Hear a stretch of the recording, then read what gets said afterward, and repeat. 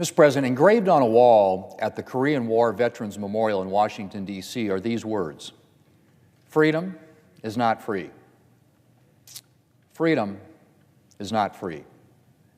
It's a stark reminder that our freedom has come at a cost, that it's been bought and paid for in blood, in dark days and terrifying nights, in battle, in fear and loneliness, in Christmases and holidays and birthdays spent far from home, in visible wounds and in invisible wounds.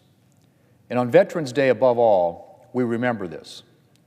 We remember that we live in peace and freedom because men and women have answered our country's call,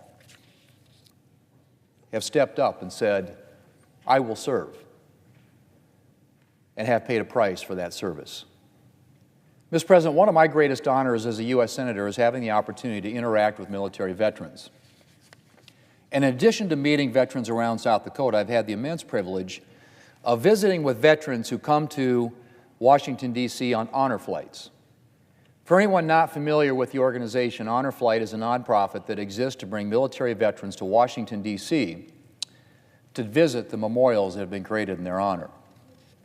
At its inception, it focused on bringing World War II veterans to D.C., but now, with members of the greatest generation few and far between, honor flights have been filling up with veterans of Korea and Vietnam, as well as critically ill veterans from all eras.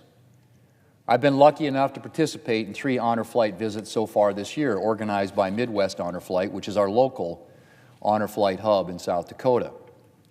And the chance to interact with these heroes who have sacrificed to defend and preserve American freedoms is not something I take for granted. Seeing the look in their eyes as they visit the memorials, knowing that for some, it will be the last opportunity they have to visit, is a profound privilege and a reminder of all these men and women have given for our country.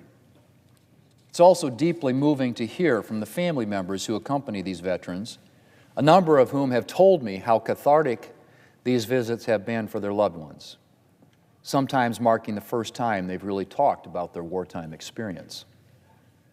Mr. President, on multiple occasions, when I've been down at the memorials visiting with honor flight veterans, I've seen students with school groups come up to these veterans and thank them.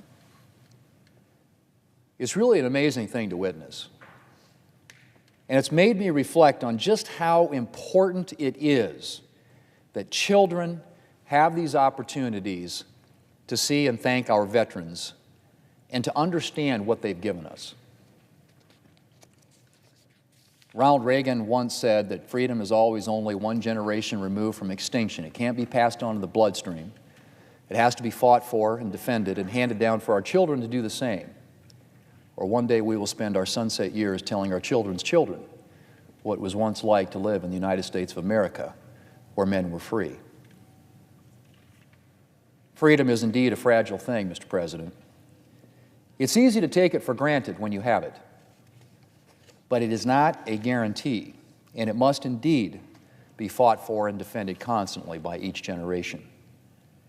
And seeing those school children interact with veterans who have helped secure our freedom reminded me of the importance of handing down an understanding of that freedom to our children, of teaching them just what our military men and women have fought and died for, and of reminding them that it will be their responsibility to preserve it.